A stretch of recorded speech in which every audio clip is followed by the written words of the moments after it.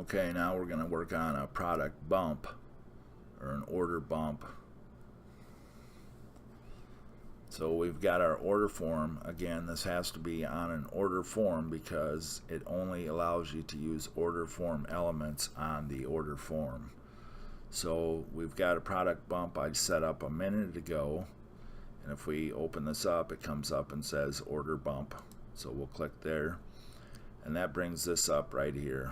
This is going to be our one-time offer of a $7 product. And to edit this here, you come in here and you say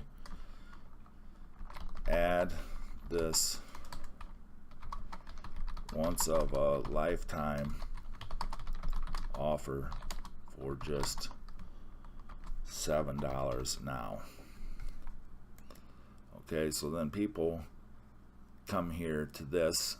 I won't show you the preview of it right now. And then they'll be able to add that to their order just by clicking that. That'll get you the order bump set up.